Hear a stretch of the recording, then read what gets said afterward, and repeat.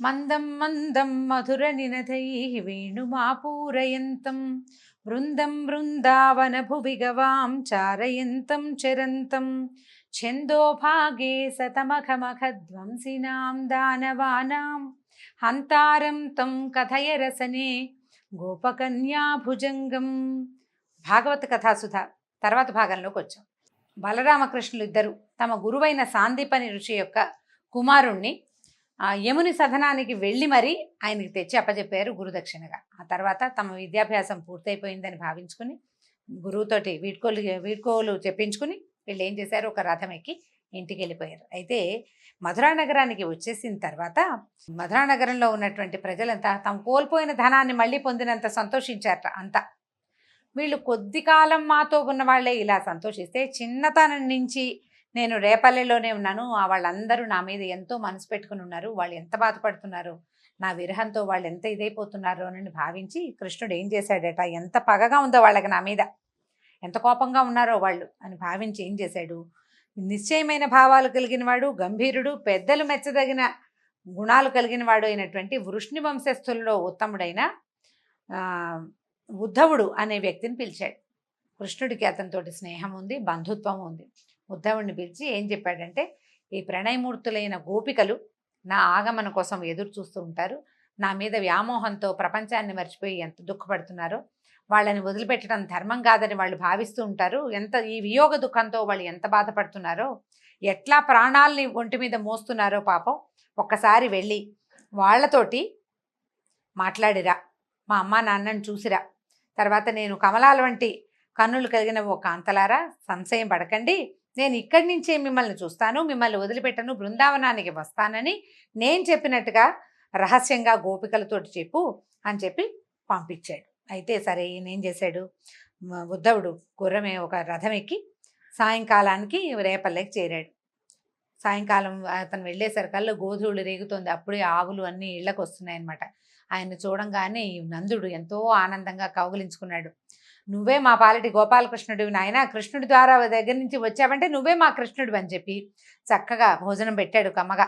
తర్వాత ఏమో శ్రమను పోగొట్టాడు, ఆయన ప్రయాణం బండి మీద కూర్చుని వచ్చాడు కదా, ఆయనకి చక్కగా స్నానానికి దానికి ఏర్పరిచి చక్కగా భోజనం పెట్టిన తర్వాత విశ్రాంతిగా కూర్చోబెట్టి ప్రయాణపు అలసటని పోగొట్టి ముచ్చటగా ఇలా అడిగాడు, నాయన మా చెలికాడు నా స్నేహితుడైన వసుదేవుడు కుశలంగా ఉన్నాడా, ఈ కంసుడు కడతేరిపోయిన తర్వాత తన కుమారులతోటి చక్కగా సేవించబడుతున్నాడా, అందరూ బాగున్నారా, మమ్మల్ని తలుచుకుంటున్నాడా కృష్ణుడు ఎప్పుడైనా అని అడుగుతున్నాడు. తర్వాత ఈ గోపికలని చెలికాండ్రని ఆలమందల్ని స్మరిస్తున్నాడా, ఇక్కడ వన్యాలు నదుల గురించి అందరికీ చెప్తూ ఉంటాడా, మా కృష్ణుడు మా ఇంటికి ఎప్పుడు వస్తాడు అని అడిగారు. అడిగేసరికల్లా ఇప్పుడు ఆ అడగటం కూడా ఎలా అంటే, మళ్ళీ మేము కృష్ణుడి తాలూకు వెన్నెల చిందే ముఖాన్ని చూడగలుగుతామా, మాకు దర్శన భాగ్యం లభిస్తుందా అంటూ బొంగురుపోయిన కంఠంతో మాట్లాడలేక దుఃఖంతో కళ్ళొత్తుకుంటూ మాట్లాడాడు ఈయన నందుడు.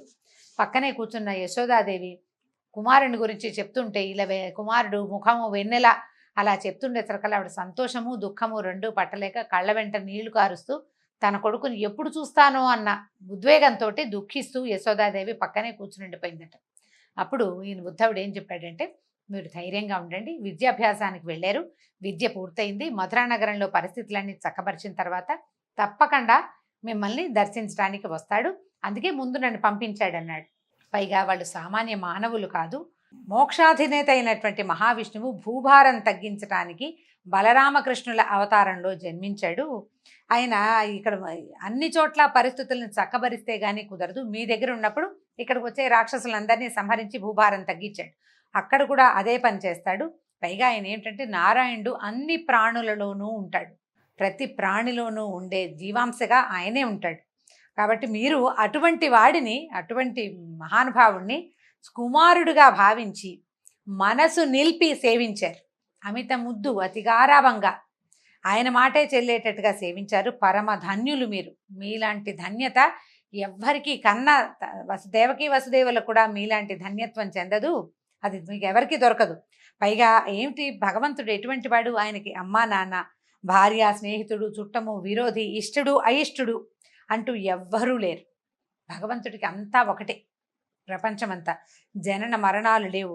సజ్జనులను సంరక్షించటము, త్రిగుణరహితుడైనను దానికోసం అంటే మనం శిష్ట రక్షణ, దుష్ట శిక్షణ కోసం త్రిగుణాలు లేనివాడైనప్పటికీ గుణాలు ధరించి సృష్టి స్థితి లయలను సాగిస్తూ ఉంటాడు. భగవంతుడి విధానం అది అని ఉద్ధవుడు శ్రీకృష్ణుని యొక్క మహిమని, ఆయన యొక్క గొప్పతనాన్ని ముచ్చటిస్తూ ఆ రాత్రి గడిపేశాడు వాళ్ళతోటి. కృష్ణుడి గురించి అప్పుడు అలా చేశాడు, ఇలా చేశాడు, అట్లా అయింది, ఇట్లా అయింది అని తల్లిదండ్రి రకరకాల కబుర్లు చెప్తుంటే వాట్లల్లో ఉన్న తత్వజ్ఞానాన్ని వాళ్ళకి బోధిస్తూ పిల్లవాడు తమ దగ్గర లేడన్న దుఃఖాన్ని మాన్పటానికి సాధ్యమైనంత ప్రయత్నం చేశాడు ఉద్ధవుడు.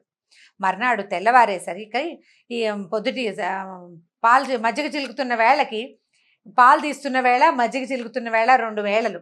ఆ 2 వేళల మధ్యలోనూ నిద్ర లేచాడట ఉద్ధవుడు. లేచి ఏం చేశాడు? సంధ్యా ఉపాసన నిత్యానుష్ఠానాలని నెరవేర్చుకుని ఒక ఏకాంత స్థలంలో వెళ్ళి ఉన్నాడట. వీళ్ళంతా గోపికలు ఎట్లా అనుకుంటున్నారంటే, ఈయన చూడ్డానికి పద్మాల్లాంటి కళ్ళు, చక్కటి ముఖము, విశాలమైన వక్షస్థలం కలిగిన వాడు, పచ్చని బట్ట కట్టుకునేవాడు, పొడుగాటివాడు, మెళ్ళో కమలమాల వేసుకుంటాడట. అతను మెరుగారి అంటే మెరిసిపోయే కుండలాలు ధరించిన ఈ పురుష పుంగవుడు మా కృష్ణుల్లాగానే ఉన్నాడు అని భావిస్తున్నారు. అలా కొంచెం రూపురేఖలతో కనపడిన కృష్ణుడే వచ్చాడని భావిస్తారనమాట గోపాంగనులు. వాళ్ళంతా పరిగెత్తుకుంటూ వచ్చారు. తర్వాత గోపికాంతలంతా ఇలా అన్నారు, అయ్యా మేము నిన్ను ఎరుగుతాము, మాకు నువ్వు తెలుసు, నువ్వు ఉద్ధవుడు అని, కృష్ణుడికి నువ్వు స్నేహితుడివి, తన తల్లిదండ్రులకి తన క్షేమం తెలియజేయటానికి నిన్ను పంపించారు.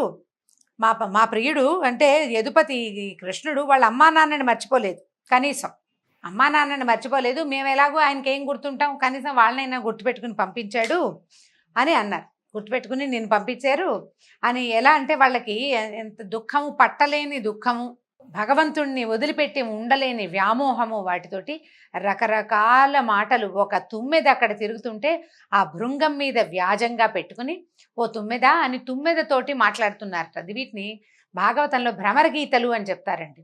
అంటే డైరెక్ట్గా సంభాషణ కాదు ఇది.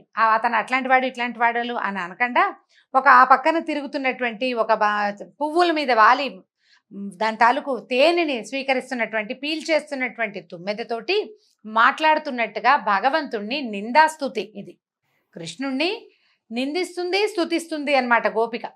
నీ వల్లే ఇవన్నీ అవుతాయంటది, నువ్వు కాకపోతే ఎవరు చేస్తారు అంటది, నువ్వన్నీ ఇట్లాగే చేస్తావు అంటుంది. ఓ పక్కన తిడుతున్నట్టు ఉంటుంది, ఓ పక్కన ప్రేమగా మాట్లాడుతున్నట్టు ఉంటుంది. నిందాస్తుతి అంటారు. ఆ నిందాస్తుతిని ఈ భ్రమర గీతల వ్యాజంతో కృష్ణుడు గురించిన వర్ణనలే చాలా శ్లోకాలు ఉన్నాయండి.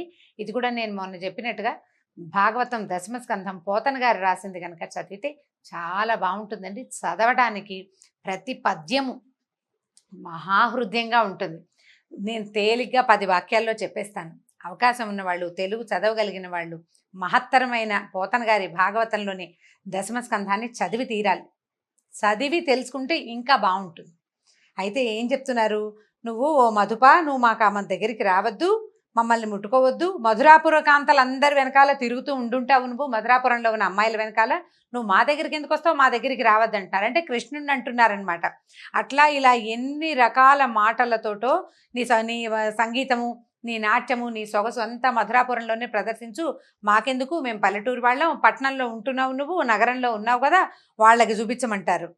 పైగా నీలాంటివి, నీ కనుబొమ్మలకి, నీ కదలికలకి, నీ వేషాలకి లొంగిపోని వాళ్ళు ఎక్కడైనా ఉన్నారా? మర్త్యలోకంలో కానీ, పాతాళ లోకంలో కానీ, స్వర్గలోకంలో కానీ ఎక్కడా లేరు. అందరూ నీ వెనకాల పడేవాళ్లే కదా, నీకు మేమెందుకు అంటారు. ఇప్పుడు ఎలా చెప్తున్నారు? ఓ పక్కన నువ్వు చాలా గొప్పవాడు అని చెప్తూ నువ్వు మాతో సరిగా ఉండట్లేదని అంటూ ఉంటారనమాట. ఇలా ఎన్ని మాటలో వీళ్ళు మాట్లాడిన మాటలన్నీ ఉద్ధవుడు ప్రతి వాక్యము చెవిని వేసుకున్నాడు. ఒక్కొక్క గోపిక కృష్ణుడి పట్ల ఎంత ప్రీతి, ఎంత మోహము, ఎంత వదలలేని వియోగాన్ని వాళ్ళు ఏ రకంగా బాధపడుతున్నారో, ఎట్లా మనసు వాళ్ళకి భగవంతుడి పట్ల లయమై ఉందో ప్రతి వాక్యాన్ని ఉద్ధవుడు విని విని విని తెలుసుకున్నాడనమాట. ఒక్క వాక్యం కూడా వదిలిపెట్టలేదు. వాటన్నిటిని విని ఇది జ్ఞాపకం పెట్టుకున్నాడు, చెప్పాడనమాట. తర్వాత వెళ్ళాక కృష్ణుడికి ఇలా చెప్తున్నాడు, చుట్టాలని, సుతులని, భర్తలను, అన్నదమ్ములను, తల్లిదండ్రులను కామాంధత్వంతో వదిలిపెట్టేసి భగవంతుడినే శరణుజొచ్చాము, అంటే నిన్నే శరణుజొచ్చాము. ఇట్లా మమ్మల్ని విరహసాగరం మీద తోసేసి ఈ రకంగా మా దగ్గరికి రాకపోవడం న్యాయం కాదని ఏలిక అయిన కృష్ణుడికి పాద ప్రమాణం చేసి చెప్పమని చెప్తున్నారు. తర్వాత ఇంకా ఎన్నో, అసలు ఒక్కొక్క పద్యము చదువుతున్న కొద్దీ గొప్ప సంతోషంగా ఉంటుందండి. ఇట్లా నానా ప్రకారాలుగా శ్రీకృష్ణ సందర్శనమునందు ఆశగా ఉన్నటువంటి ఈ గోపకాంతలు మాట్లాడే మాటలన్నీ ఉద్ధవుడు విన్నాడు. వీళ్ళకి ఏంటంటే ఊహించుకోగలరు. సంవత్సరాల తరబడి కృష్ణుడితోటి కలిసి పెరిగిన వాళ్ళు, అతన్ని చూస్తూ పెరిగిన వాళ్ళు, అతన్ని తమ కంటి ముందు పెరిగిన వాళ్ళు కూడా చాలామంది ఉన్నారు. వాళ్ళకు ఊహ తెలుసు. కళ్ళు మూసుకుంటే వాళ్ళకి కృష్ణ రూపం కనిపిస్తుంది, అది ప్రత్యక్షంగా దర్శనం కావటం లేదన్న దుఃఖంతో ఉన్నారనమాట. ఇవన్నీ విని జపము, తపము, దానము, హోమము, ఆత్మనిగ్రహము, వేదాధ్యయనము మొదలగు వాటితోటి నేర్పరులైన వాళ్ళు కూడా ఏ పరమేశ్వరుణ్ణి తమ మనసుల్లో ప్రయత్నించి కూడా నిలుపుకోలేకపోతారో అట్టి మహామహిమోపేతుడు జగదధీశ్వరుడు అయినటువంటి శ్రీకృష్ణుని మీద మీకు నిరంతరం దృఢమైన ధ్యానం ఈ విధంగా నెలకొంది. అవురా, మీ సంగతి చాలా ఆశ్చర్యంగా ఉందమ్మా. ఋషులు మునులు కూడా ఈ రూపాన్ని ఇంత స్పష్టంగా ధ్యానం చేసి మనసులో నిలుపుకోలేకపోతారు. మిమ్మల్ని గురించి చెప్పడానికి కూడా నాకు ఏ మాటలు రావటం లేదు. కానీ మీరు సావధానంగా వినండి. మీ దగ్గరికి పంపించేటప్పుడు కృష్ణుడు ఏమన్నాడో నేను చెప్తాను, సావధానంగా వినండి అన్నాడు. ఏం చెప్పాడంటే, ఓ రమణీమణులారా, నేను సమస్త కార్యములకు ముఖ్య కారణమై ఉన్నాను. అంటే ప్రపంచంలో ఉన్న ప్రతి కార్యానికి నేనే కారణాన్ని అని చెప్తున్నాడు. భగవద్గీతేనండి ఇది, అర్థం చేసుకోవాలంతే. నా ఎడబాటు మీకు కలుగదు. స్థావర జంగమాత్మకములైనటువంటి సకల ప్రాణులలో పృథివ్యప్తేజో వాయువాకాశములనే పంచమహాభూతాలు ఉండే విధంగా నేను మనసునకు, పంచ ప్రాణములకు, బుద్ధికి, ఇంద్రియ వృత్తులైన శబ్ద స్పర్శ రూప రస గంధాలకు, జ్ఞాన కర్మేంద్రియాలకు ఆధారభూతుడనై ఉన్నాను. నాయందే నా సంకల్ప మహిమతో నాలో సూక్ష్మరూపమున అణిగి ఉన్న చరాచర ప్రపంచాన్ని స్థూల రూపంతో సృజిస్తాను, రక్షిస్తాను, నశింపజేస్తాను. స్వరూపము చేత నిర్మలుడు, జ్ఞానస్వరూపుడు అయినటువంటి జీవునకు ప్రపంచ స్వరూపము సత్వాది గుణములు లేదా భూతేంద్రియ గుణాలతోటి కలుగుతోంది. మాయాకార్యములైన జాగ్రత్త స్వప్న సుషుప్తులనే మనోవృత్తులందు అతడు దేవమనుష్యాది రూపములలో తోచుతున్నాడు. నిదురించి మేల్కొన్నవాడు తాను స్వప్నంలో చూసిందెల్లా అసత్యమని భావించినట్లుగా తత్వవేత్త మనసనే పదార్థంతో శబ్దస్పర్శాది సకల విషయాలను దృఢంగా నిరోధించి తనకన్నా భిన్నంగా ప్రపంచం లేదని చెప్తాడు. ఆ మనసును పండితులు వేసట చెందక అరికట్టగా అటుపై భేదభావము పొడచూపదు. కాబట్టి నేను ప్రతి చోట ఉంటాను. మీకు కలుగుతున్న ఈ వ్యామోహము, వియోగ దుఃఖము నా వల్లే కలుగుతున్నాయి, అది నేనే. నా యందు కలుగుతున్నాయని మీరు భావిస్తున్నారు, కానీ ఆ వేదన కూడా నేనేను అని చెప్తున్నాడు భగవంతుడు. కాబట్టి నదులన్నీ కదిలి చివరికి కడలిని చేరునట్లుగా ఆత్మానాత్మ విచార రూపమైన సాంఖ్యము, యమ నియమాధికములైన అష్టాంగ యోగము, వేదము, సత్యము, తపము, ఇంద్రియ నిగ్రహమైన దమము, ఇవన్నీ ఒక మనోనిగ్రహంలోనే పరిసమాప్తి చెందుతాయి. కాబట్టి స్త్రీలు ఏం చేస్తారట, సమీపంలో ఉన్న వాళ్ళకంటే దూరంగా ఉన్న వాళ్ళ మీద తహతహపాటు చిత్తములందు అనురక్తి కలిగి ఉంటారు. రోజు మనతో ఉండే వాళ్ళకంటే అప్పుడప్పుడు ఫోన్లో మాట్లాడే వాళ్ళ పట్ల ఎక్కువ ఆసక్తికరంగా ఉంటుందని చెప్తున్నారు. కాబట్టి మీరెప్పుడూ దూరంగా ఉండే భగవంతుడి మీద దృష్టి పెట్టుకుని స్మరిస్తూ ఉండండి. మీకు దూరంలో ఉన్నానని భయపడద్దు, నిరంతరము ధ్యానంతో మీరు నన్ను పొందగలుగుతారు అని చెప్పి కృష్ణుడు చెప్పాడని ఉద్ధవుడు చెప్పాడండి. ఈ కృష్ణుడు ఉద్ధవుడు చేత చేసినటువంటి ఈ కబురు గోపికలకు కాదు, మానవులకి, మనుషులకి. ఇది నేనేనన్న భ్రమలో ఉండకండి. ఈ నేను అన్న భావనే నేనని భగవంతుడు చెప్తున్నాడు. ఈ మన శరీరాల్లో ఇవి మన చేసే ప్రతి క్రియ, ప్రతి విషయము, ప్రతిదీ భగవంతుని వల్లే జరుగుతుంది. ప్రతిదీ భగవన్నియామకం వల్ల జరిగేదే తప్ప మానవులకి ఏదీ లేదు. తర్వాత మళ్ళీ ఇవన్నీ కలిసి తమ తాలూకు పెద్ద స్వరూపమైన పరమాత్మలోకి చేరిపోయేవే అని చెప్పేసరికల్లా వీళ్ళంతా కొంచెం సర్దుకున్నారు.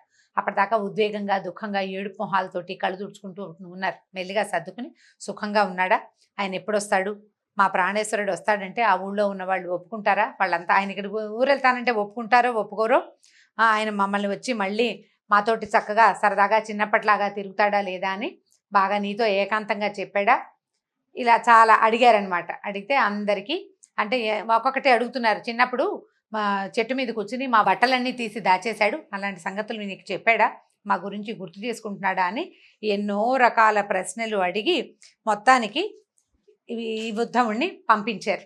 దాంతో ఈ ఉద్ధవుడు వీళ్ళు కృష్ణుడు చెప్పిన వాక్యాల బరువుని మోస్తూ ఇక్కడికి వచ్చి, అది కొంతే బరువు, ఈ ఇంతమంది గోపకాంతలు తర్వాత ఏమో నందుడు యశోద వారి దుఃఖాన్ని, వారి వియోగ దుఃఖాన్ని మోస్తూ కృష్ణుడి దగ్గరికి చేరాడట. తర్వాత కృష్ణుడు ఉద్ధవుడు కలిసి ఎక్కడెక్కడికి వెళ్ళి ఏమేం చేశారో వచ్చే భాగంలో తెలుసుకుందాం. నమస్కారం.